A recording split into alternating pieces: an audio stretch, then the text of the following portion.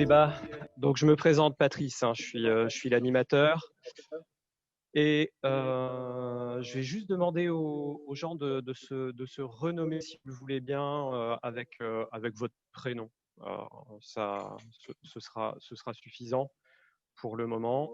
Et nom, prénom pour nos intervenants, ça me va très bien. Donc, prénom pour celles et ceux qui nous rejoignent, et puis nom, prénom pour nos intervenants, histoire que je puisse aussi bien vous identifier. Et on est en direct à la Charité-sur-Loire, un peu comme une émission retransmise, avec, avec François Lamy, Oussouf, Sibi, Zoubida Rafik, Ekeldrin. Et je crois qu'à distance, nous avons Stéphane Troussel. Oui. Je ne sais pas si on parfait. m'entend. Il est là.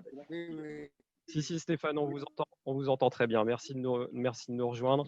Et merci et bienvenue à celles et ceux qui sont, on ne sait pas d'où, mais ça pourrait être intéressant, ça pourrait être un petit sondage.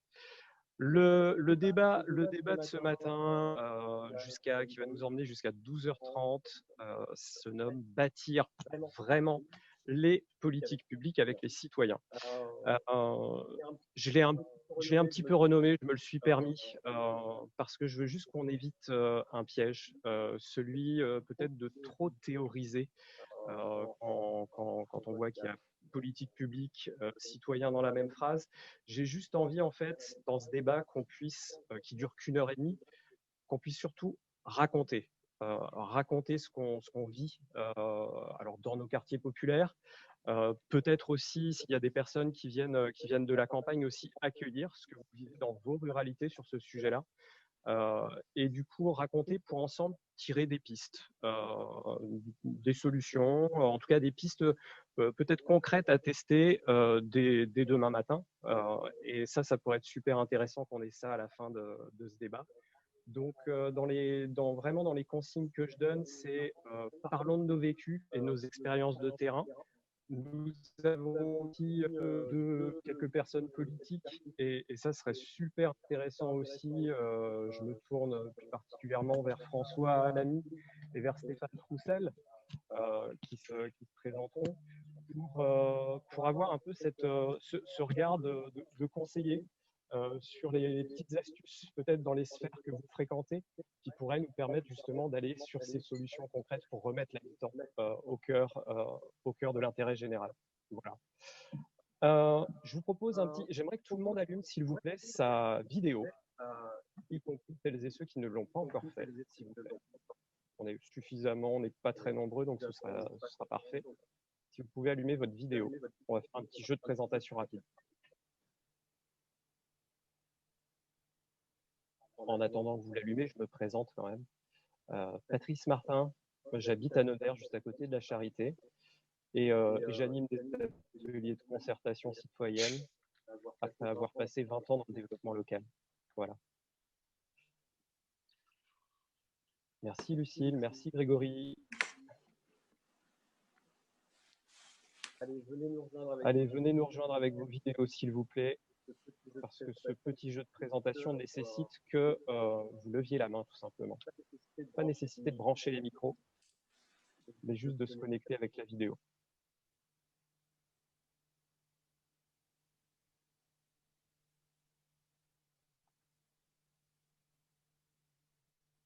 On reste comme ça.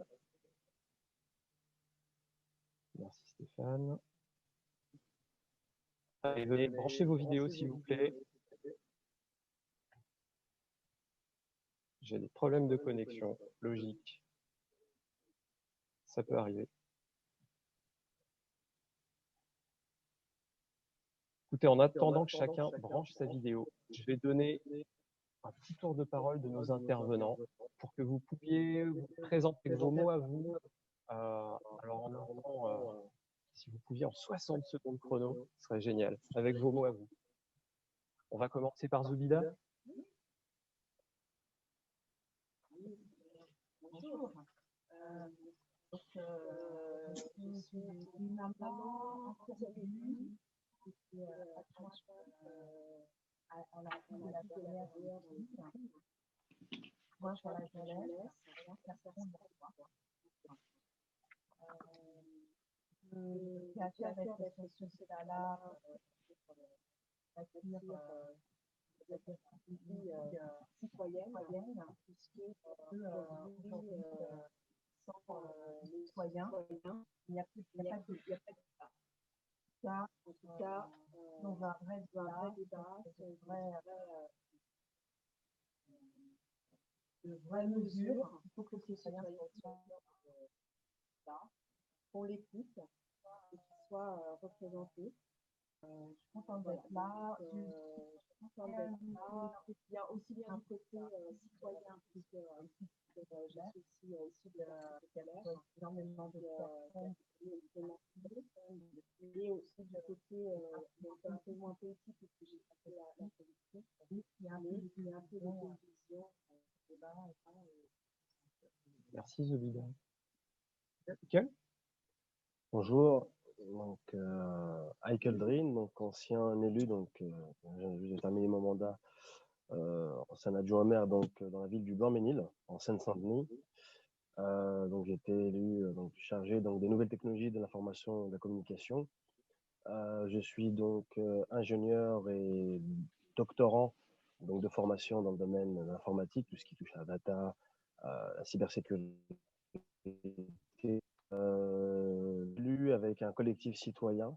Donc on a monté un collectif citoyen au sein de notre commune et j'ai aidé plusieurs communes en France à pouvoir monter des collectifs citoyens et on a pu basculer des villes, alors que ça soit de la droite vers la gauche ou de la gauche vers la droite. Dans notre cas au Blanc-Ménil, c'était de la gauche vers la droite. Et j'ai toujours été donc citoyen indépendant. Et donc j'ai fait 4 ans en tant qu'élu dans la majorité. Et donc j'ai démissionné de la majorité et 2 ans dans l'opposition. J'ai toujours cette espèce de fer de lance où la citoyenneté est au cœur même de nos vies.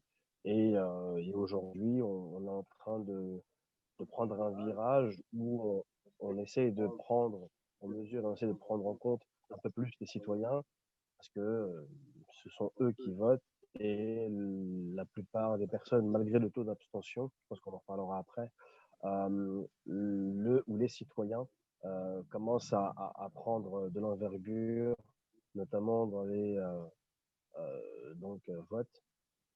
Et donc on aura, je pense, à cœur à développer la citoyenneté et comment bâtir vraiment tout l'environnement qui tourne autour de la citoyenneté. Bonjour à tous et à toutes, je suis Sibi, donc je viens donner souvent de 85 000 habitants en Seine-Saint-Denis. Donc j'ai été pendant plus de 10 ans conseiller de quartier et pendant 5 ans conseiller citoyen. Écoute de la loi François Laline, le 14 février 2014. Donc j'essaie d'apporter mon expertise durant ces dernières années et depuis maintenant quelques mois suite aux élections municipale, donc je suis conseiller municipal de ma commune. François? Bonjour, instituteur de faction, j'ai été maire, j'ai été député pendant 20 ans et j'ai été effectivement ministre de la ville pendant la période de mai 2012 avril 2014. Où avec les parlementaires, nous avons adopté une loi qui remettait en place un ensemble de dispositifs sur la politique de la ville et tout particulièrement la mise en œuvre du conseil citoyen, qui est un concept nouveau dans les quartiers prioritaires relevant de la politique de la ville. Il n'a pas été une affaire. Merci de Stéphane. Stéphane, je laisse vous présenter aussi. Bonjour à toutes et à tous, Stéphane Troussel, je suis président du conseil départemental de la Seine-Saint-Denis, élu dans le canton de la Courneuve. J'ai toujours vécu en Seine-Saint-Denis, je vis depuis ma naissance à la Courneuve et je suis par ailleurs secrétaire national du Parti socialiste. et dans les préoccupations, des actions qui sont les miennes, soit en tant que comme citoyen ou comme élu désormais de ces quartiers populaires depuis quelques années maintenant, un petit quart de siècle, à différentes responsabilités, soit comme conseiller municipal ou comme conseiller départemental. Cette préoccupation de l'engagement, de la participation citoyenne, mais aussi de la posture de l'élu, et peut-être qu'on y reviendra aussi dans le débat, c'est un peu un comment dirais-je, de mes priorités politiques et militantes, donc porter depuis longtemps un certain nombre de propositions et d'actions dans ma ville d'abord, au département ensuite, puisqu'on a lancé, comme beaucoup de collectivités, c'est pas forcément simple au niveau départemental, mais un budget participatif. Voilà, c'est un peu au cœur de nos actions, surtout dans des quartiers populaires, et c'est le cas en particulier en Seine-Saint-Denis. On l'a vu à l'occasion des élections municipales, où la participation électorale devient une question démocratique majeure.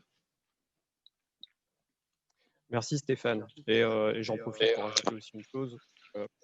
Le vote n'est pas que le seul et unique acte de démocratie, enfin on l'espère encore. Voilà.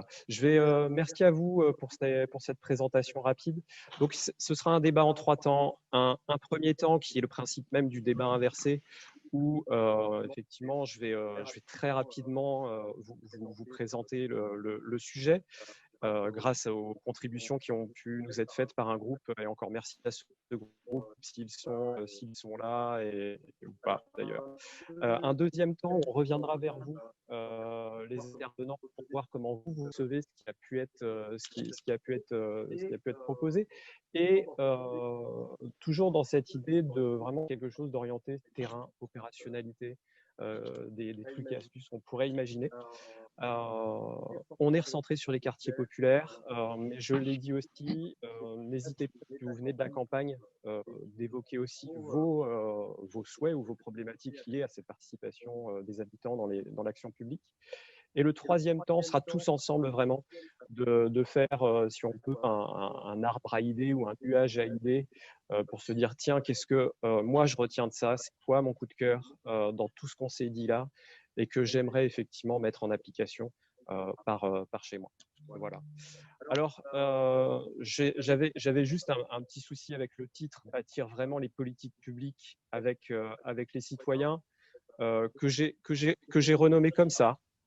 Je tourne aussi vers mes interlocuteurs qui sont autour de moi. Remettre vraiment la personne, les personnes, au cœur des actions relevant de l'intérêt général, donc pour tous et toutes. Et j'ai bien aimé aussi les propos de Zoubida dans les échanges qu'on avait pu avoir, qui m'ont aussi orienté ici, en faisant en sorte d'être accueilli, d'être mobilisé, oui, d'être invité et d'être accueilli, pour vraiment m'engager dans la vie et dans l'avenir. Alors de ma cité, entendez-le pas qu'en tant que cité, mais aussi en tant que société. Voilà. C'est un peu comme ça que je vous invite à repenser le débat. On a eu une contribution de fait sur un petit groupe qui vraiment orienté sur les quartiers populaires, a souligné le rôle de l'État dans cette mission, de promouvoir aussi la création des associations locales qui sont plus près des habitants, et ces associations qui n'ont pas toujours les codes pour intervenir dans la vie politique. Mais en tout cas, il y a quelque chose de fort entre ce maillage association, État, habitants, qui se dessine, qui a été souligné par cette contribution, où les collectifs d'habitants, en tout cas dans les quartiers populaires, s'inventent autour des associations locales. Ces associations, des fois de quartier ou de rue, n'ont pas forcément le bon vocable et les clés administratives, en tout cas, pour prétendre à leur survie, ne serait-ce que financière et administrative. Donc, comment faire là-dedans alors qu'elles restent proches du terrain, et favoriser la mobilisation des habitants au sein d'associations reconnues d'intérêt général semble être vraiment une clé importante. Encore faut-il qu'elle soit reconnue auprès des pouvoirs publics. Et là, ce que soulignait le groupe aussi, c'était vraiment ce sentiment de passer hors des écrans radars, d'être hors des compétences, en tout cas en matière d'exigence technocratique de l'État, et du coup d'être vraiment déconnecté. Donc ça marche pas en fait. L'emboîtement entre associations, État et dans les quartiers fonctionne pas. Une des pistes aussi qui avait été émise, c'était et l'école dans tout ça, et le SCOLE, tout ça, vraiment dans un sens de l'apprentissage de la citoyenneté, du vivre ensemble, mais aussi comment exister au niveau des sphères qui sont dites plus hautes, était aussi souligné par les contributeurs. C'est un pitch de lancement. Je vous invite à rouvrir vos micros, vraiment l'ensemble des personnes qui sont présentes, pour répondre à cette question, qui est vraiment une première question par rapport à votre vécu. Qu'est-ce que vous avez vécu? Vraiment, tout le monde allume son micro, hein. Qu'est-ce que vous avez vécu dans vos quartiers, dans votre localité, peut-être dans votre ruralité, ça nous intéresse aussi, ou dans votre village, qui, pour vous, amène à croire que remettre l'habitant dans l'action publique, c'est possible, ou alors impossible. Voilà, je vous invite à ouvrir votre micro et puis on peut aller sur l'alternative positive ou négative. Qu'est-ce que vous avez vécu ces dernières années, ces derniers mois peut-être, qui vous invite à croire que c'est possible ou impossible? Et merci de lever la main ou alors on peut signaler. Allez, à vous de jouer. On n'est pas en vidéo. On n'est pas en vidéo. Voilà. C'est Guillemette qui parle. C'est Guillemette et Catherine. Donc Eh ben, on est de la même. Et Catherine. Bonjour. Allez, bonjour, racontez-nous. Alors, d'où venez-vous vite fait? Vous êtes d'où là? Nous, on est de Romans-sur-Isère et on Ok. vient de vivre un collectif citoyen pour les dernières élections municipales. Et c'était juste dire pour dire que c'est quand même très, très, très compliqué, même si on a réussi à faire un bon score, etc., de faire autre chose que... Il faut faire des choses vraiment dans la longueur pour redonner la parole aux gens. Sinon, on fait que juxtaposer des idées et on n'a jamais le temps de débattre vraiment et de construire réellement ensemble. Moi, j'ai trouvé ça très difficile, quoi. Voilà. Donc, cette problématique du temps. Vous avez été invité, c'est ça? Mais c'est vraiment la problématique du temps du débat. Du temps du débat et de la construction longue d'alternatives. Alors, ça, c'était pour des élections, mais ça peut être pour autre chose. Mais de repartir du besoin des gens et de réellement, quoi. Voilà. Okay. Merci. Alors, je ne sais plus qui est Guillemette, qui est Catherine, mais ce n'est pas grave. Moi, je suis Catherine. C'est Catherine qui vient de parler, c'est Guillemette qui parle. Moi, je voudrais parler d'une expérience plutôt positive, justement aussi sur un quartier de Romans, action menée par une association sur le quartier. Ce que j'ai trouvé très pertinent, alors c'était effectivement sur le long terme, mais je trouve qu'on ne dira jamais assez l'importance de questionner ce dont les personnes, chacun d'entre nous a besoin, dans sa complexité, dans parfois ce qui peut apparaître au bac+12, la simplicité. Voilà. Et je trouve que voilà, il s'agissait d'un travail autour de la parentalité, la santé des femmes. Et le dispositif est parti vraiment des besoins en étant à la sortie des écoles maternelles et des crèches pour faire remonter les besoins. Et moi, j'ai trouvé ça assez intéressant pour tout le monde.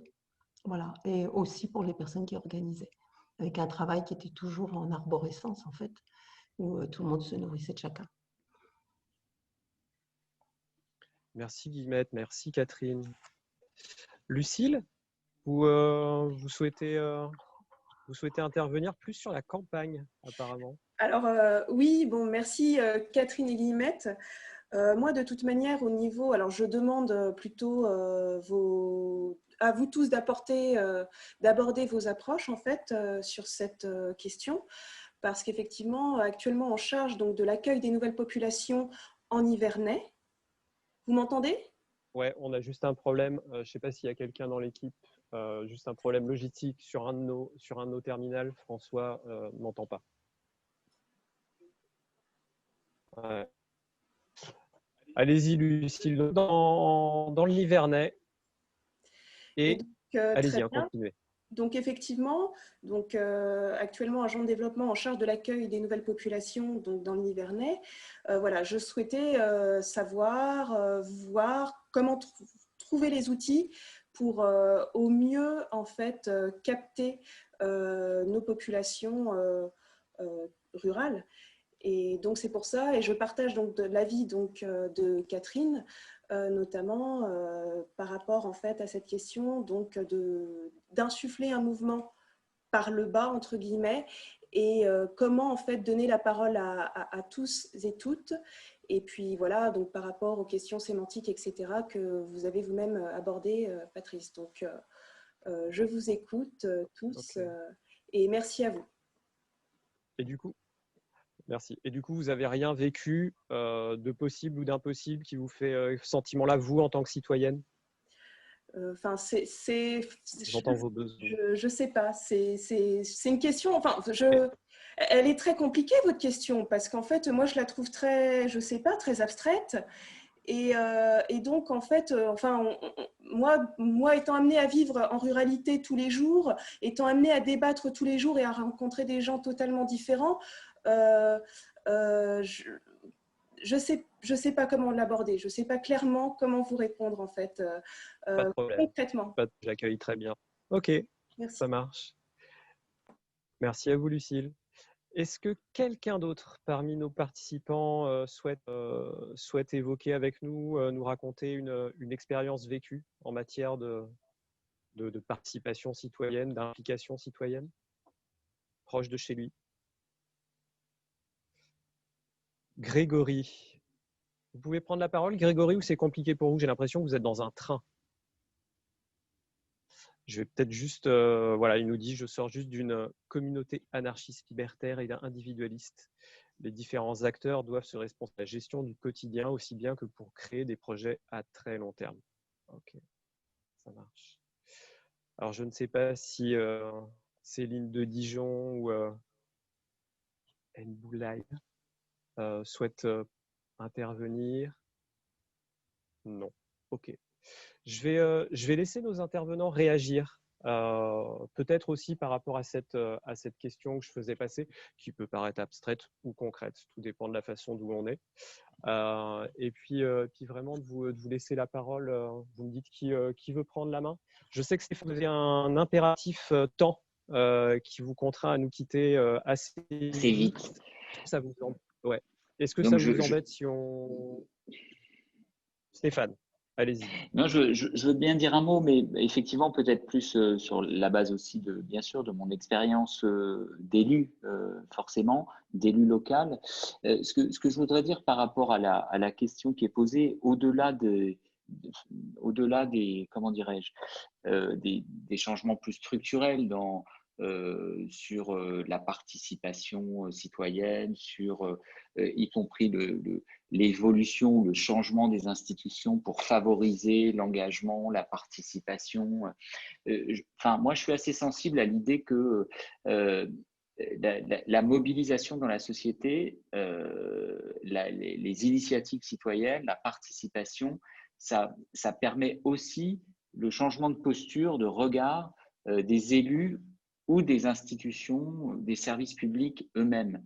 Je dis ça parce que je vois bien comment, par exemple, dans un département, dans une commune, voire ou dans un organisme de logement social, je préside Seine-Saint-Denis Habitat, comment ce qui peut apparaître parfois, trop souvent même, à un certain nombre d'élus comme des micro-initiatives, comment justement, par ces micro-initiatives, on arrive à faire évoluer la posture, l'attitude et parfois les politiques publiques, justement menées par les institutions, les organismes, les organisations et les élus eux-mêmes.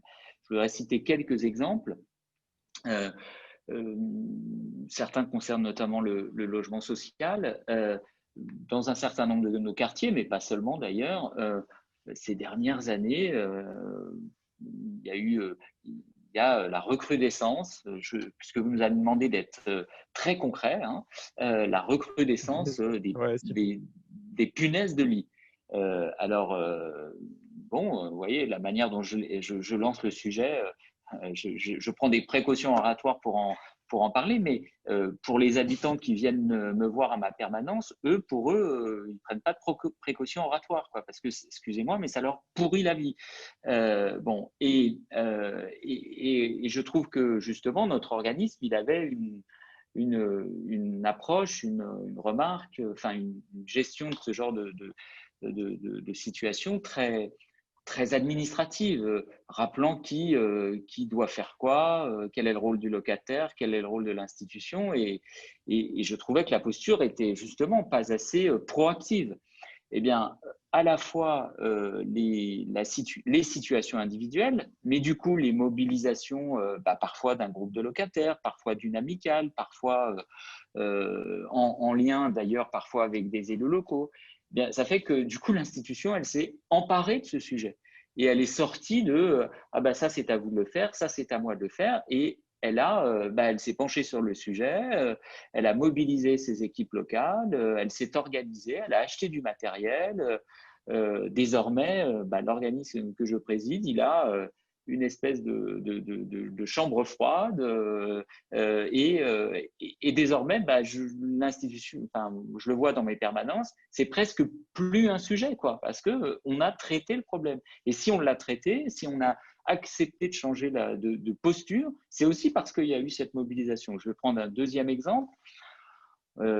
Passe notre temps parfois sur sur des plateaux de télévision, dans les médias, à verser ce que je qualifie parfois de larmes de crocodile dans les quartiers populaires, il n'y a pas de participation, il y a une déresponsabilisation, les gens ne s'engagent pas assez, etc.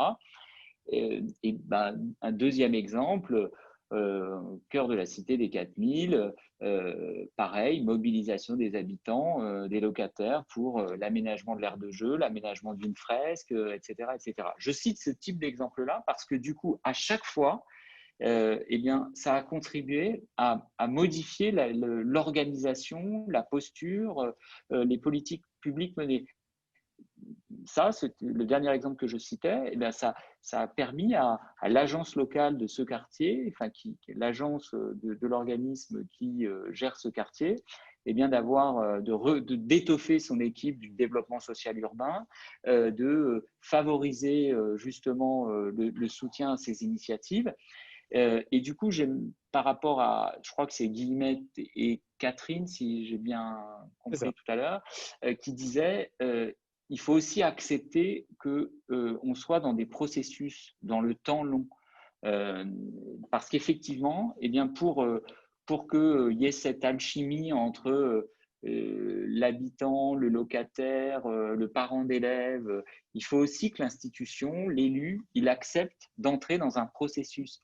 Si on ne veut pas que la démocratie participative, la participation citoyenne, ça soit le gadget que chaque candidat en campagne coche la case en faisant sa proposition sur son document de campagne, si on veut faire ça, il faut accepter le temps long, à la fois du point de vue d'ailleurs de l'habitant, de l'élu, de l'institution, pour s'engager dans un processus. Oui, ça va prendre du temps. Oui, on ne va pas régler les problèmes du jour au lendemain. Oui, il n'y a pas personne n'a la solution miracle, pas plus l'institution, l'élu ou l'habitant. Mais ce qui est aussi intéressant dans ces démarches, c'est que ça fait, il ne faut pas forcément viser, comment dirais-je, le résultat en lui-même, mais justement davantage le processus que ça enclenche, la dynamique que ça la permet. Moi, je suis très sensible. Et d'ailleurs, si j'ai soutenu depuis longtemps, et si j'en ai fait un au conseil départemental de budget participatif, même s'il a été là de fait interrompu par la période du confinement, parce que je voulais juste une parenthèse, si je n'ai pas j'ai pas pu le faire, le budget participatif là, à cause du confinement, c'est que je ne voulais pas justement qu'on se lance dans un processus de vote un peu à distance, mais on voulait justement s'engager dans un processus long où on allait sur le terrain, où on essayait de mobiliser. Et je termine par là, vraiment j'insiste. Moi, si j'ai soutenu toutes ces démarches de budget participatif, de comité de quartier, c'était justement avec l'idée, la posture initiale de dire c'est pas le résultat tout de suite qu'on vise, mais c'est vraiment le processus, la dynamique qu'on enclenche pour redonner des capacités de s'engager, d'agir, de traiter les sujets. Et vraiment, plus que le résultat, c'est la démarche qui s'engage, qui remet les gens, les habitants au cœur du processus. J'espère que je n'ai pas été trop long. Je vous ai pas interrompu. Merci Stéphane. Qui veut bien parmi nos intervenants prendre la suite? François? Oui, bonjour à tous. Je vais malheureusement être obligé de quitter aussi avant la fin du débat. Moi, je voulais, pour répondre à la question, est-ce que c'est possible, pas possible de faire participer les citoyens des quartiers politiques, des quartiers populaires à leur vie? L'expérience que je peux vous apporter, c'est le fait d'avoir décidé de mettre cette question de la participation des citoyens au cœur de la politique de la ville. Vous expliquer un peu comment le processus s'est réalisé et puis peut-être d'en tirer un premier bilan. D'abord, le point de départ, c'est lorsqu'il est décidé de faire en 2012 une réforme de la politique des outils de la politique de la ville. On avait les questions de rénovation urbaine, on avait la question de où étaient les quartiers. Il fallait refaire la carte, ce qu'on appelle la carte de la géographie prioritaire. Il fallait redéfinir les relations entre l'État et les élus. Très très rapidement, avec mon équipe, on s'est dit, tout particulièrement lorsqu'on est confronté aux problèmes de rénovation urbaine qui sont dans des quartiers des choses très, très lourdes et très traumatisantes pour les habitants. Parce que on arrive et on leur dit un matin, et personne n'accepterait ça nulle part dans le territoire. Bonjour, on va démolir votre logement, vous allez partir, on ne peut pas vous dire quand, et on ne peut pas vous dire où vous allez aller. Voilà. Mais sachez que ça va se faire. Et ça peut durer 1 an, 2 ans, 3 ans, 5 ans, 10 ans. Mais dans certains quartiers, là, pour le coup, c'est même pas l'individu, c'est la collectivité. J'ai eu cette réflexion dans les quartiers, la périphérie de Lyon, c'est là où la peine a commencé, où des habitants ont vécu constamment dans les travaux une génération. Des gamins sont arrivés à l'école et ont vu leur paysage, leur cheminement, y compris tout ce qui fait la vie du quartier, bouger sans cesse pendant plus de 10 à 15 ans. Donc très rapidement, l'idée de faire participer les citoyens est une idée que j'ai souhaité qu'on intègre dans la politique publique de la politique de la ville. Après, toute la difficulté, c'était comment.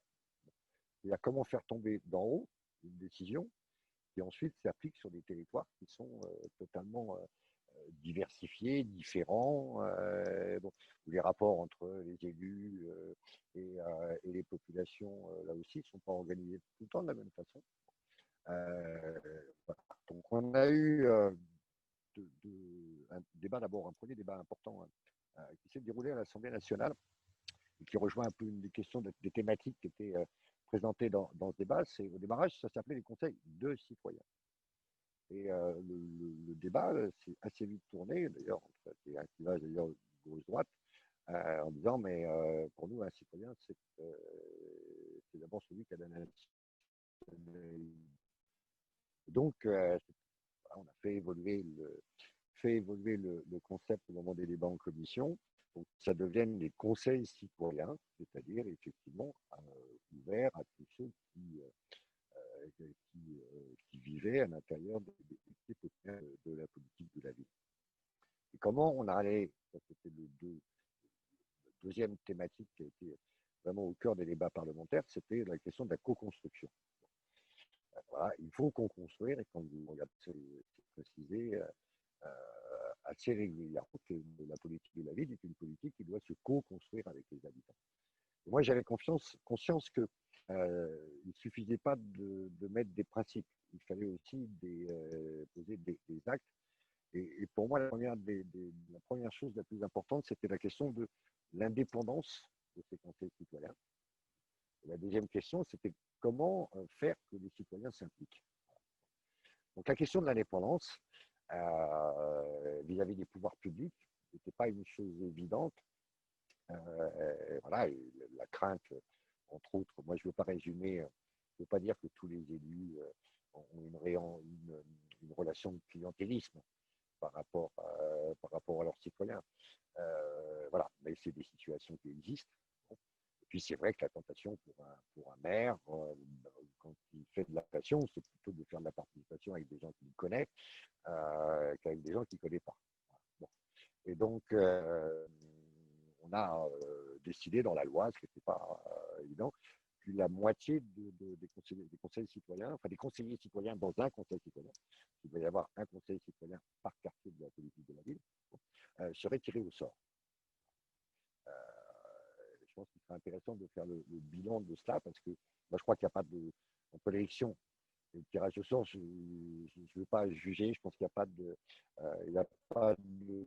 meilleure solution. Ça permet d'adapter, en tout cas de mobiliser peut-être un peu plus que l'élection classique.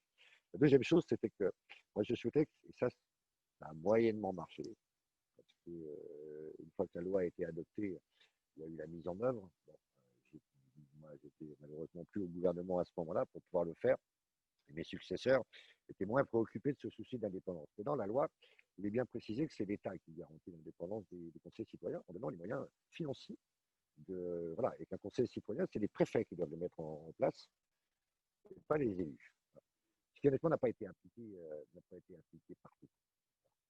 Donc, pour ne pas être trop long, ce que j'ai pu voir, c'est que, oui, le troisième sujet, c'était comment former ces conseils citoyens, parce que les politiques publiques, la politique de la ville tout particulièrement, ça a ses codes. Bon.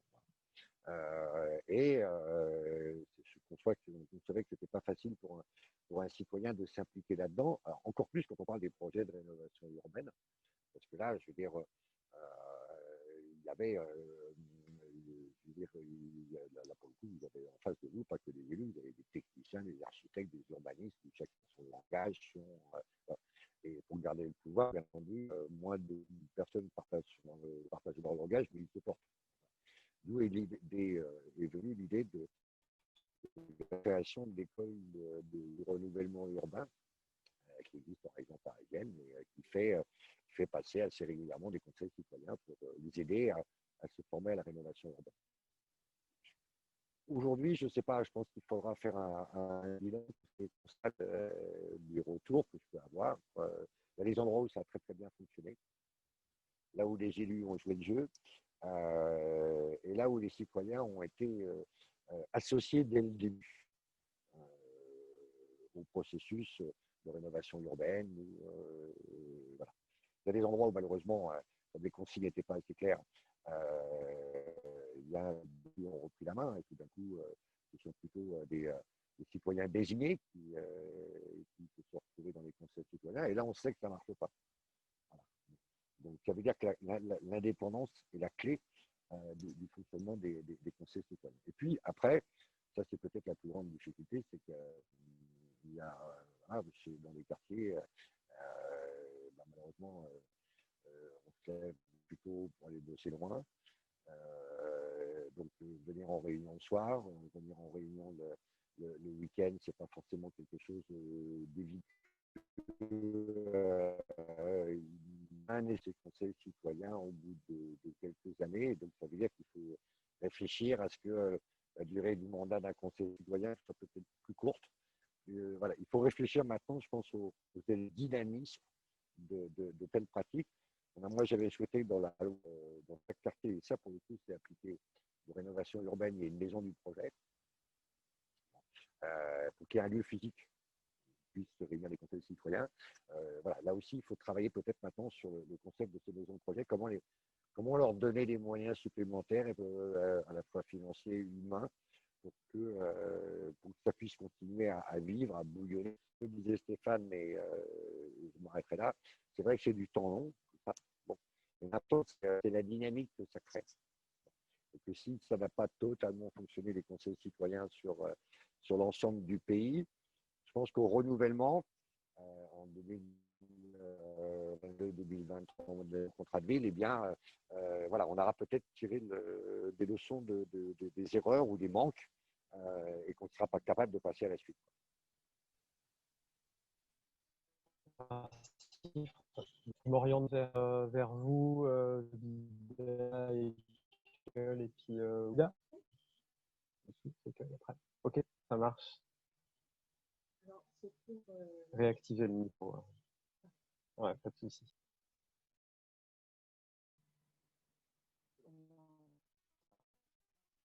Pour rebondir au propos de François Lamy.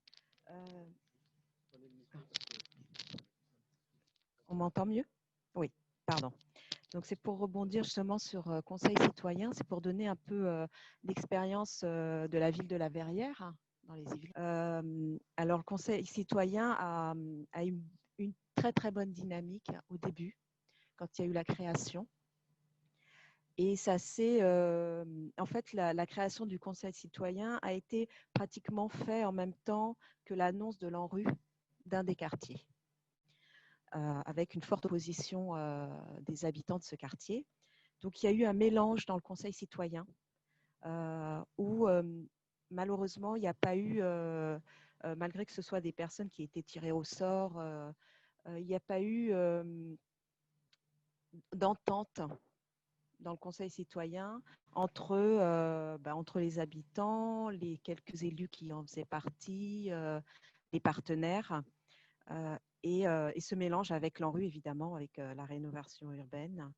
Donc, ça a été arrêté à La Verrière. Ça a été un échec total, puisqu'il n'y avait aucune construction possible, aussi bien dans les discussions que dans les actions. Donc, pas le problème, mais le sujet de l'ANRU a tellement pris comme sujet important dans la ville, dans le quartier et au conseil et dans le conseil citoyen qu'il a été impossible de le maintenir. Voilà. Donc on a dû le supprimer, même si au début ça partait vraiment d'une très très bonne dynamique et voilà l'expérience de La Verrière sur le conseil citoyen.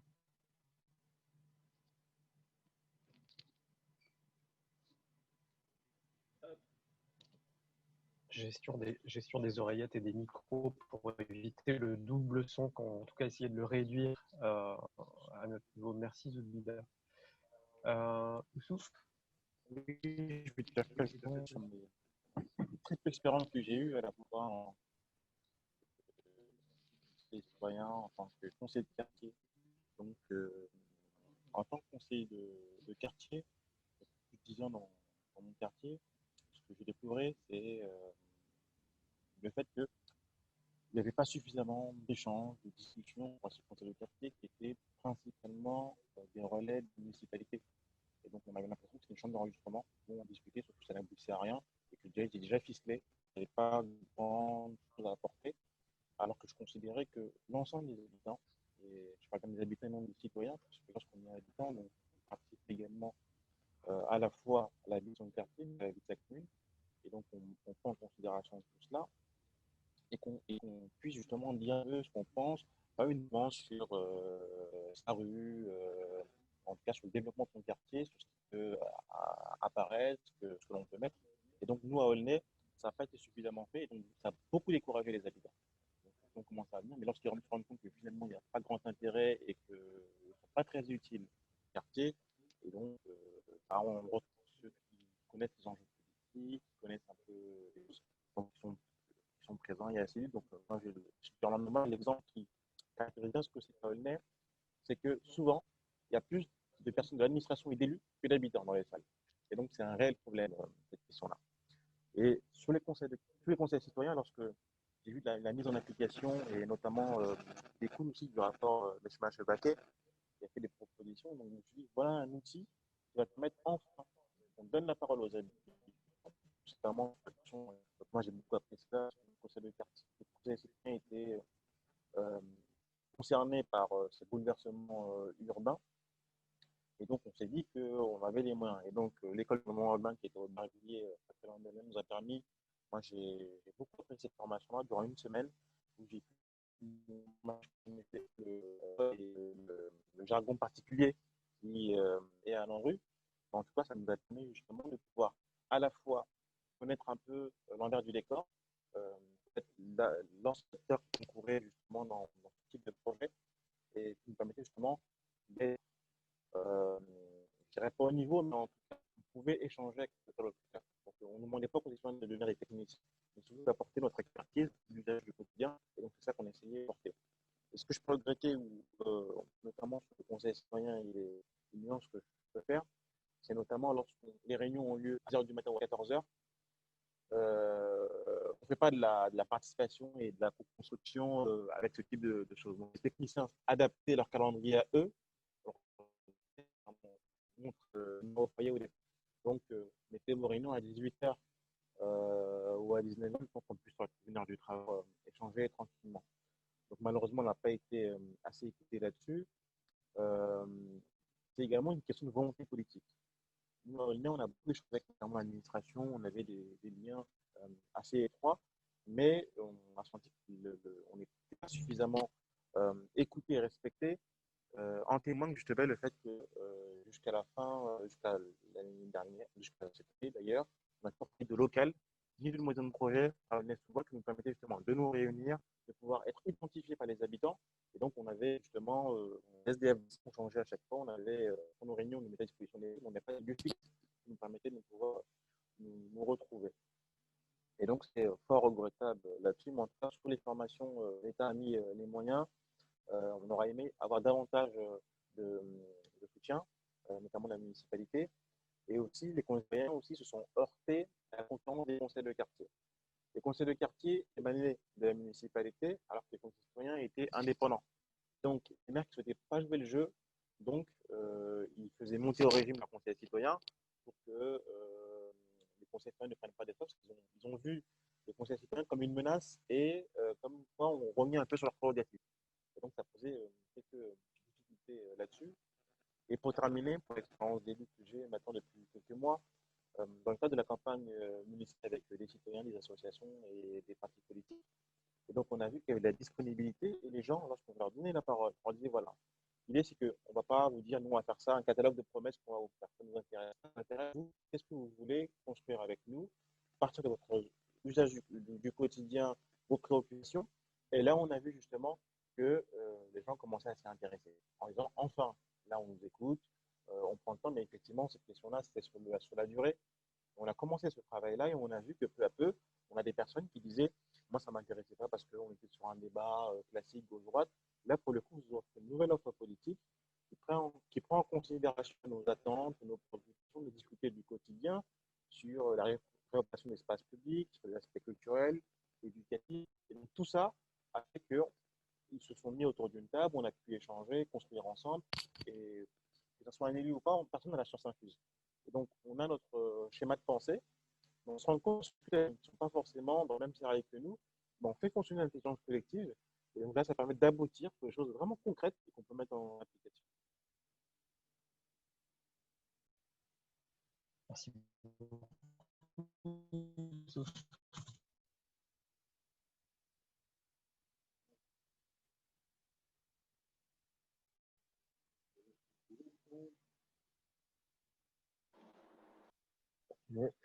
Donc, c'est vrai que moi j'ai plusieurs regards. Un regard en tant que président d'une structure associative qui existe depuis presque 25 ans, où on a quand même, on parle aujourd'hui des conseils citoyens, mais la politique de la ville qui existe depuis plus de 30 ans, qui a eu une forte mobilisation financière quand même derrière. On s'est plus attaqué sur la forme et non pas sur le fond. C'est-à-dire que sur l'urbanisme, sur donc avec les collectivités territoriales, les bailleurs de fonds,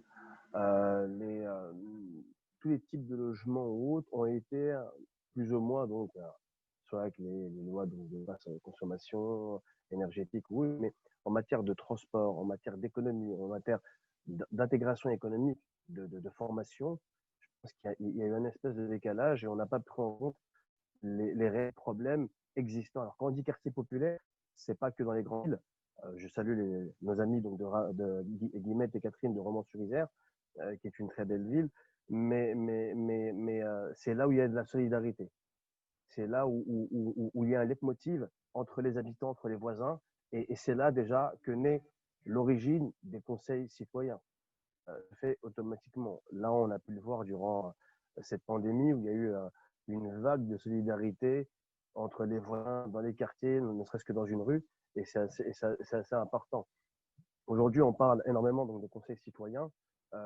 C'est redonner la voix aux citoyens. Et c'est vrai que, comme a dit Youssouf, c'est dès le début.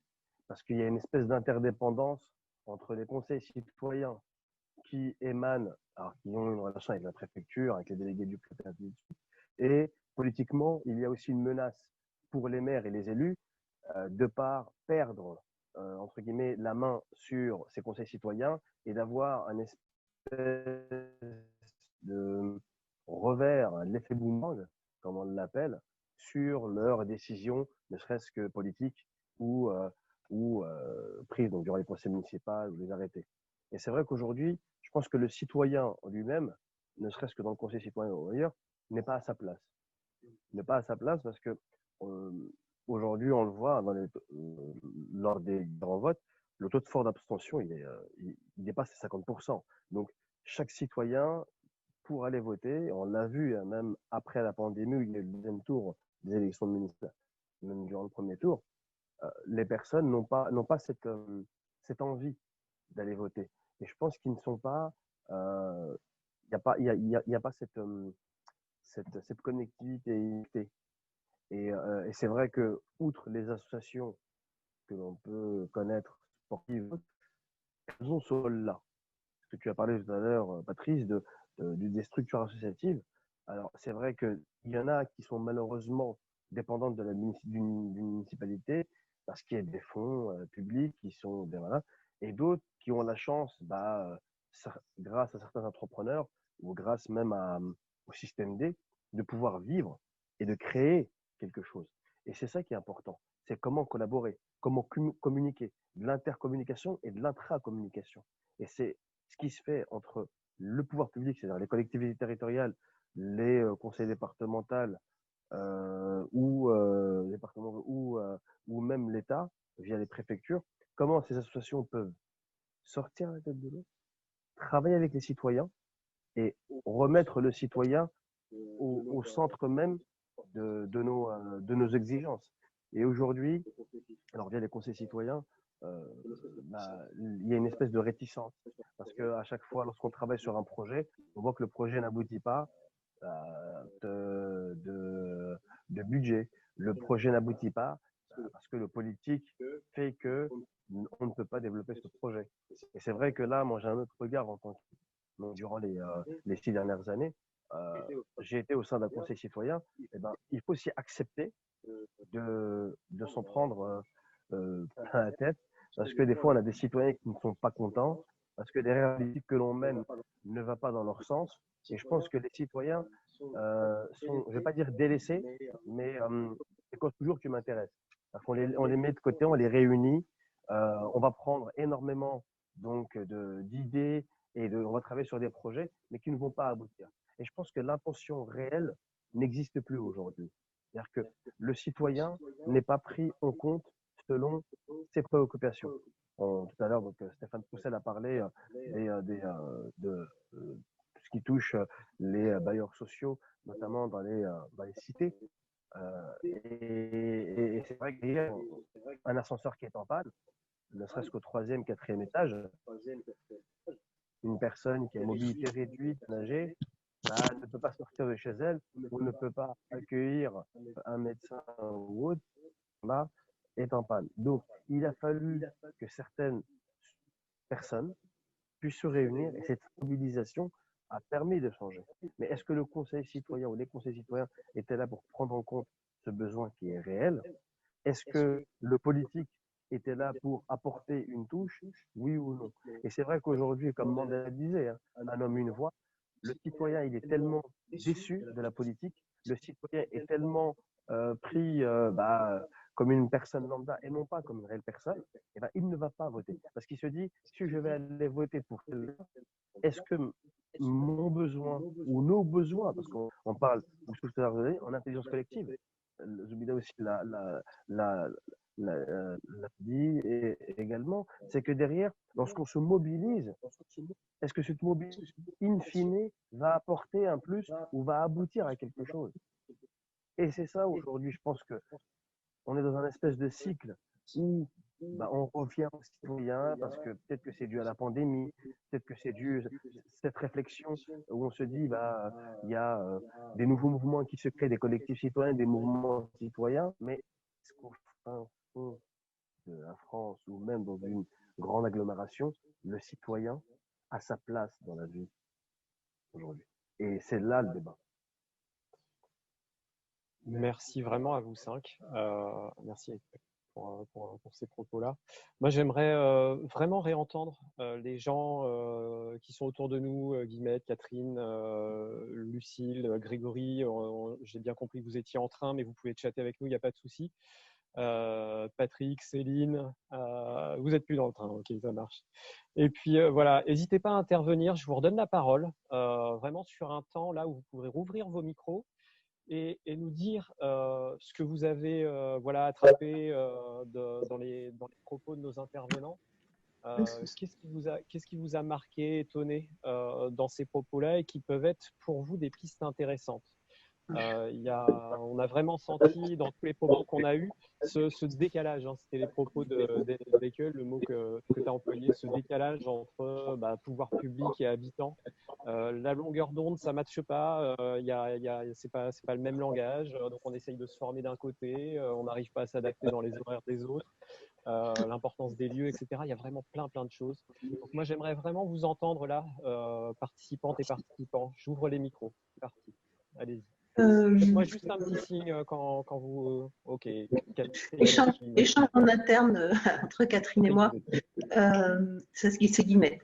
Alors, hormis, nous on avait soulevé la question du temps et la question de partir des besoins, mais il y a deux éléments qui sont quand même indispensables c'est aussi le contrat qui est passé, c'est-à-dire quand nous sommes invités à participer, de savoir dès le départ ce qui va être fait de nos propositions. Sinon, on assiste à un découragement énorme. J'ai participé, j'ai dit ce que je voulais et au fond, il n'en a rien été fait. Et effectivement, on travaille à contre-courant de ce qu'on veut. Et donc, quel contrat est passé au départ, d'une part sur deux aspects, c'est-à-dire qu'est-ce qui va être fait de ce qui va être produit, et l'autre chose, c'est comment les processus de décision en interne du groupe. Qui est-ce qui va… est-ce qu'on va faire ça au vote à la majorité? Est-ce que… voilà, ces deux aspects-là, ils sont indispensables au travail préalable. Et on a entendu votre petit chien. Voilà, on voulait ajouter. Super, et effectivement, super important. Patrick, je vous laisse brancher votre micro. Oui, bonjour à toutes et à tous. Je n'ai malheureusement pas pu tout entendre parce qu'au début, il y avait des problèmes de connexion. Je crois qu'on a été plusieurs à devoir décrocher et à revenir après. Moi, il me semble, au vu de ce que j'ai entendu, que l'un des problèmes pour qu'il y ait une véritable capacité d'intervention citoyenne, c'est qu'il faut qu'il y ait des enjeux. Sinon, inévitablement, on a le sentiment que la participation est un pur masque et on se trouve relégué. Donc ça va une fois, mais ça ne va pas deux fois. Et ça vaut à la fois sur le plan proprement politique, mais ça vaut aussi sur une question qui a souvent été évoquée, qui est le lien avec les enjeux économiques. Et je voudrais juste évoquer deux éléments qui sont beaucoup débattus dans un certain nombre de réseaux et de mouvements citoyens, notamment celui de l'archipel de l'écologie et des solidarités où je participe, qui peuvent aider à construire des enjeux. L'un, c'est dans la période actuelle de dire nous voulons d'autres formes de démocratie que la démocratie actuelle qui est structurée à la fois par les logiques de rivalité et puis par le système jupitérien de la monarchie présidentielle. Donc, commençons à mettre en œuvre sans attendre, depuis le niveau local jusqu'au niveau national, mais y compris en nous reliant au réseau citoyen à l'échelle planétaire, cette nouvelle forme démocratique que nous souhaitons, y compris avec des objets très concrets tels que constituons un alter-gouvernement et faisons en sorte que cet alter-gouvernement rende des comptes devant les assemblées citoyennes. Je n'ai pas le temps de préciser davantage ces affaires, mais vous voyez, à ce moment-là, on rentre vraiment dans une situation où il y a de véritables enjeux liés à la participation citoyenne, y compris pour choisir les personnes qui nous paraîtraient les mieux à même pour exercer des fonctions de responsabilité publique future. Et puis l'autre exemple, c'est le lien avec les enjeux économiques, c'est-à-dire précisément puisque nous sommes dans une période où il y a une forte circulation monétaire, soit création monétaire par la BCE, soit prêts garantis par des pouvoirs publics, c'est de créer des conditions d'une délibération sur justement l'affectation de cet argent, c'est-à-dire l'idée que tout euro qui se trouve créé, garanti ou prêté par des pouvoirs publics peut aller soit vers des investissements de transition écologique et sociale, soit vers des investissements de reconversion, et que là, la délibération citoyenne, y compris des systèmes de points et de bonus, permet de le faire. Pardon, je vais juste demander à Guillemette de couper leur micro. Pardon. Je l'avais coupé, pardon. Pardon, Patrick. Voilà, donc juste… En 2 mots, Patrick. Oui, non, mais j'avais fini. Donc là, il y a un lien concret entre l'enjeu, la délibération démocratique et l'affectation de fonds publics, et c'est encore davantage possible si, par exemple, vous avez une monnaie citoyenne sur le plan local, parce qu'à ce moment-là, l'enjeu de la monnaie citoyenne, c'est de faire directement cette opération. Voilà ce que je voulais dire rapidement. Merci, Patrick. Qui souhaite reprendre la parole? Oui, Grégory, allez-y. Bien, bonjour à tous. Rapidement, parce que je ne me suis pas présenté tout à l'heure, moi je suis militant France Insoumise, donc les questions que vous abordez depuis tout à l'heure, elles m'intéressent beaucoup sur la réflexion qu'on a autour de la Constituante, parce que je suis un des rédacteurs du livret sur ce sujet. Et je vais venir rapidement, parce qu'il y a plein de sujets. La première, c'est, il me semble que pour réussir à motiver les populations non élues, la priorité, c'est de leur démontrer l'utilité de leurs actions. On peut voir dans des logiques de désobéissance civile et de communard que lorsqu'il faut, par exemple, prendre un lieu pour y construire une centrale électrique qui va pouvoir apporter de l'énergie à un voisinage, c'est des choses qui peuvent être faites sans accord d'aucun élu. Donc là, on peut avoir une responsabilisation super efficace de par l'utilité dans le quotidien. Ensuite, sur les problématiques que vous évoquiez, sur le fait sur les aspects organisationnels, je vous invite à regarder ce que fait la ville de Bordeaux avec leur application qui permet de lancer une alerte quand il y a quelque chose qui est un dysfonctionnement qui est découvert au sein de l'agglomération et de le faire remonter aux administrations. C'est très efficace. Donc toutes les mécaniques qui vont être des mécaniques qui sont utilisées par le jeu vidéo ou par les nouvelles technologies sont à prendre en considération en premier lieu, je pense, sur la partie organisation. Et sur la partie motivation, le besoin de reconnaissance, désolé pour le vent, le besoin de reconnaissance est absolument primordial. Donc si les personnes qui s'impliquent n'ont pas le sentiment d'utilité et que vous ne leur dites pas, de mon point de vue, il ne peut rien se passer à ce niveau-là. Je vais terminer sur le fait qu'il faut une base pour pouvoir discuter. Donc je pense que l'éducation populaire est le socle pour réussir à avoir une assemblée citoyenne efficace. Voilà. Merci pour le petit clin d'œil à l'EducPop. Et ouais, très très importante cette légitimité. Elle était sous-tendue dans des propos qu'on a pu avoir. D'ailleurs, rejoint la question de la place aussi de l'habitant et du citoyen dans ces univers-là. Qui veut reprendre la parole? Je vois qu'il est 12h12, on est encore dans les temps. J'aimerais juste réserver 5 minutes de clôture en revenant vers nos 3 intervenants qui restent avec nous. Moi, Stéphane, je le vois dans sa voiture. Voilà, je suis encore là quelques minutes parce qu'après, je vais inaugurer une station du tramway à Montfermeil. Et comme c'est un long combat des habitants et des élus de la Seine-Saint-Denis que ce tramway à Clichy-Montfermeil, je ne veux pas rater son rendez-vous. Non, simplement pour dire que… alors encore merci Stéphane d'être avec nous. Hein. Bon, il y a 2-3 dernières interventions là. En tout cas, moi, je voulais dire que je partage sur quelques mots qui ont été employés et je trouve qu'ils sont au cœur justement de cette question de la participation citoyenne. C'est à la fois, il faut qu'il y ait de l'enjeu, des enjeux, parce que moi j'ai toujours pensé, ma posture permanente, c'est de considérer que les habitants, dans leur rapport avec nous et les électeurs, ils sont intelligents. Il ne faut pas les prendre pour des imbéciles. Et donc, ils savent très vite, dans une réunion, dans une initiative où on leur demande leur avis, la participation, s'il y a des enjeux ou pas.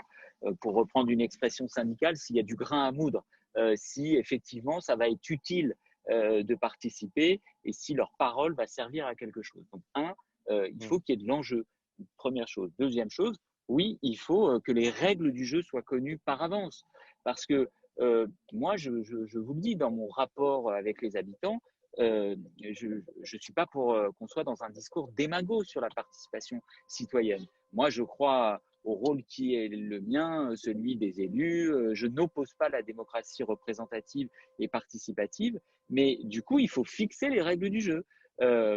Comment ça va se décider, quelle est notre marge de manœuvre sur la décision et qu'on soit très clair sur justement ce qui va se passer. Parce que c'est le seul moyen pour, je trouve, cette question des enjeux et des règles du jeu qu'on montre pour montrer justement l'utilité de ce à quoi tout ça va servir.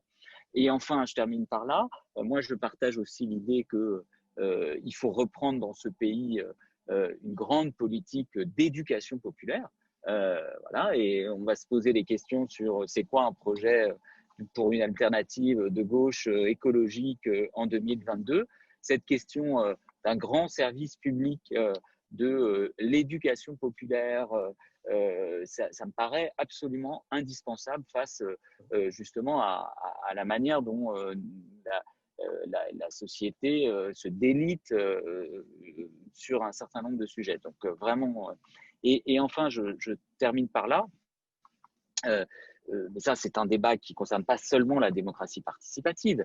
Il faut que, si on veut que la participation citoyenne, le vote ait du sens, retrouve de l'utilité, encore faut-il que la puissance publique retrouve aussi des moyens d'agir. Parce que si on est en permanence dans notre rôle d'élu, les institutions, les administrations, dans le rapport avec les habitants, en train de dire ah ben non, ça on ne peut pas le faire, c'est pas de notre responsabilité, mais de toute façon c'est pas nous, on n'a pas les outils, on a la capacité à faire. Mais comment on peut imaginer que les gens vont participer ou aller voter?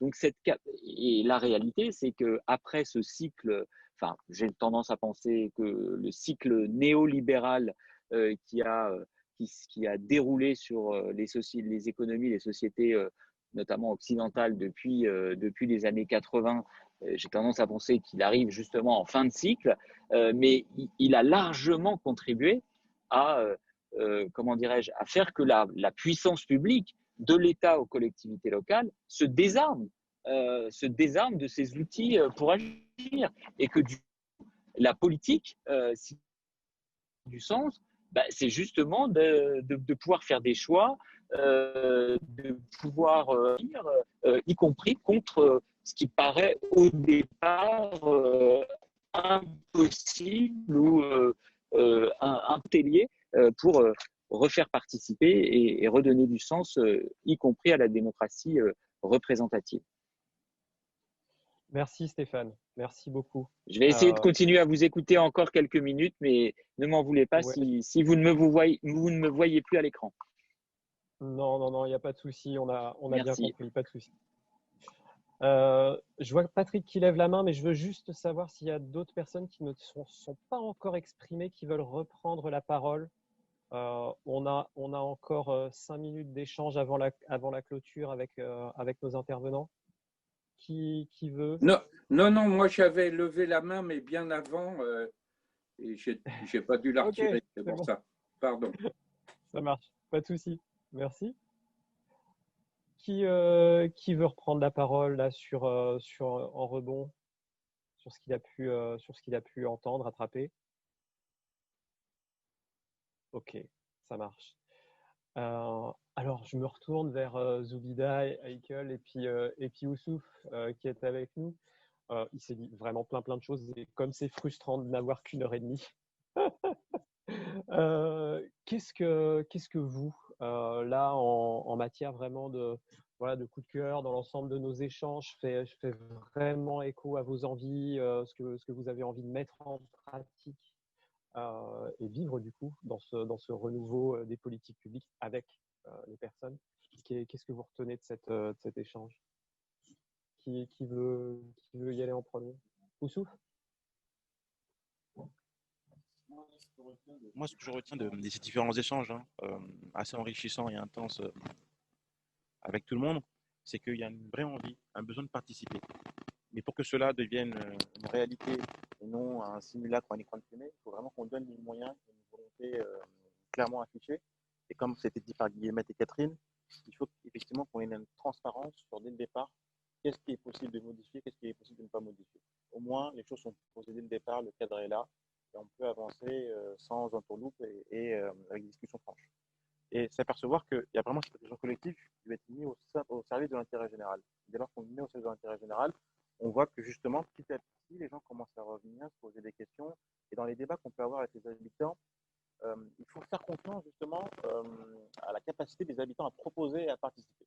Or, aujourd'hui, les habitants sont conçus comme une défiance, ou alors qui n'ont pas forcément les compétences pour pouvoir être humanité. Donc, je pense, et d'après tous les débats, de ce que moi je peux sentir et apercevoir, c'est qu'il faut qu'on passe de la co-construction à la co-décision.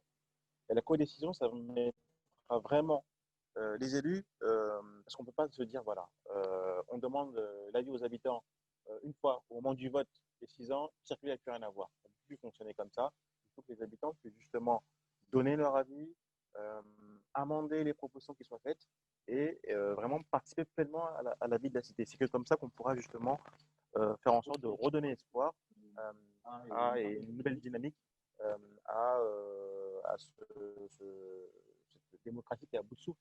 Donc pour cela, c'est les habitants qui sont la cible et le cœur de la décision. Donc il faut remettre les habitants au cœur de la décision. Est-ce que le vrai pouvoir, c'est pas de le partager finalement? Oui, donc la co-décision. Ouais. Donc le partager. Et donc vous verrez que en procédant ainsi, les habitants, et encore une fois les habitants, non les citoyens, parce que dès lors qu'on participe en payant ses impôts, en participant à la vie locale, associative, etc., donc c'est pas normal qu'on n'ait pas voix au chapitre. Et donc je pense qu'en donnant cela, tous ces moyens, ces possibilités aux habitants de pouvoir être acteurs de leur vie quotidienne, on pourra faire de grandes et belles choses. Je le disais, merci Youssouf. Qui veut Heikel, Zoubida? Heikel. Je partage pleinement les dires de Youssouf. Et c'est vrai que Grégory a parlé d'un point qui est un petit peu négligé aujourd'hui en 2020, c'est tout ce qui touche le numérique et tout ce qui touche.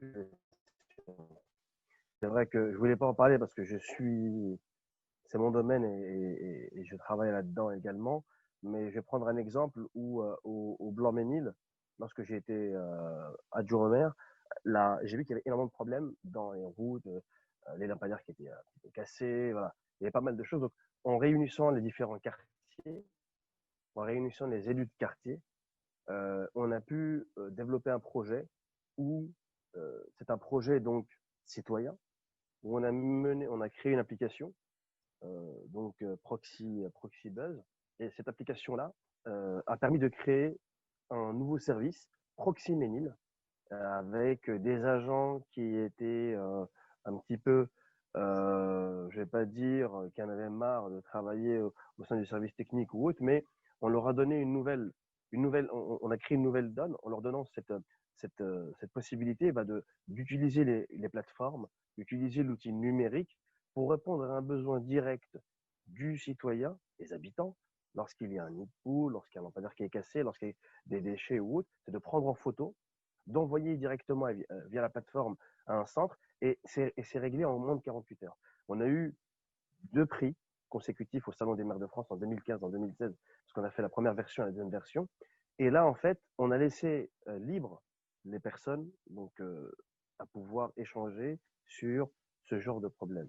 Et c'est vrai qu'aujourd'hui, le service Proxy Ménil, au début, c'était un service très peu d'agents au sein du centre technique municipal. Donc, on a presque 1200 employés au sein de la commune, une commune de 56 000 habitants, et presque la moitié, voire 48% travaillent au sein du service technique, au centre technique municipal. Donc, on a aujourd'hui un service qui est Proxy Ménil, où il y a différents corps de métier qui utilisent donc ces outils numériques pour répondre aux besoins des citoyens. Et c'est vrai que d'un constat, en donnant vraiment la possibilité, en la définissant donc les règles d'avance, on met le citoyen au cœur même du projet. Et c'est ça qui est important. Et aujourd'hui, je pense que on le voit et on le constate, la politique, c'est un cycle qui est en train de ce que l'on vit en fin de vie. Il faut redonner un nouveau souffle. Et je pense que le citoyen, il ne faut pas le prendre pour ce qu'il n'est pas, mais il faut lui rappeler son rôle, que chaque citoyen a vraiment une responsabilité aujourd'hui dans la vie de la cité, entre guillemets, et qu'il faut lui donner les moyens nécessaires, financiers, techniques, humains ou autres, pour pouvoir développer les projets, qui plus même, là où on habite, on a ces personnes, au-delà même des clivages politiques, qui ont ces besoins-là et qu'il faut prendre en compte. Et je pense que si on ne donne pas les moyens, si on respecte pas le citoyen à sa juste valeur, je pense qu'on ira droit au mur. C'est que Zoubida.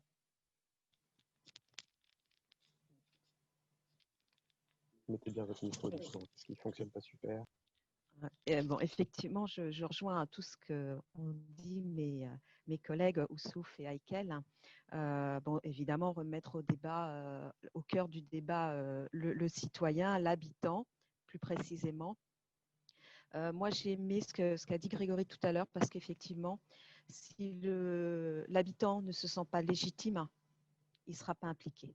Il faut qu'il y ait une légitimité, il faut qu'on lui fasse comprendre qu'il est tout à fait légitime d'être au cœur du débat, au cœur de sa ville, au cœur de son quartier, au cœur de la nation. Et je pense que ça, c'est très important. Et je rebondis sur ce qu'a dit Aïkel.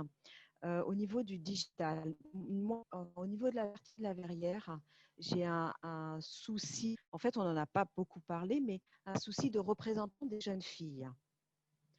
Tout ce qui est débat, il n'y a jamais de jeunes filles. Elles ne sont jamais là, elles ne sont pas présentes. Alors, pourquoi? Est-ce qu'elles ne se sentent pas concernées par les sujets? Non, ce n'est pas vrai, parce qu'elles le sont. Pourquoi elles ne se déplacent pas? Pourquoi elles ne viennent pas?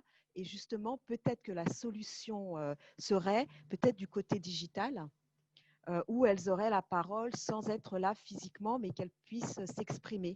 Parce que quand on les rencontre individuellement ou en groupe, parce que via mes associations et une association de sport aussi, elles ont énormément de choses à dire. Elles ont des avis sur tous les sujets de la cité, de la ville. Mais quand il s'agit de débattre et de se déplacer, malheureusement, elles ne font pas. Alors souvent, ce sont des étudiantes, évidemment. Donc, elles ne peuvent pas être là la journée. Le soir, elles sont étudiantes, donc etc.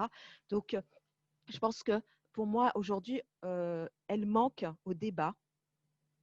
Et je pense qu'il faut trouver une solution, peut-être via le digital, pour qu'elles soient présentes parce que c'est notre génération future. C'est notre génération future, ce sont celles qui vont être là demain. Et je voudrais aussi rajouter une petite chose aussi, c'est ce qui est important dans les habitants, les citoyens, c'est d'avoir dans les débats des personnes qui leur ressemblent.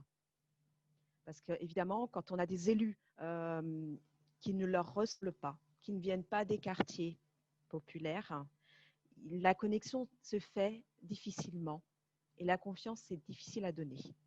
Donc, c'est important aussi, voilà, ça aussi, ça arrive de plus en plus. On voit dans les élections 2020, on a la preuve un peu dans beaucoup de villes, il y a un peu plus d'élus issus des quartiers populaires, ce qui est très bien parce que ça permet que les citoyens de quartiers populaires se reconnaissent dans les élus aussi.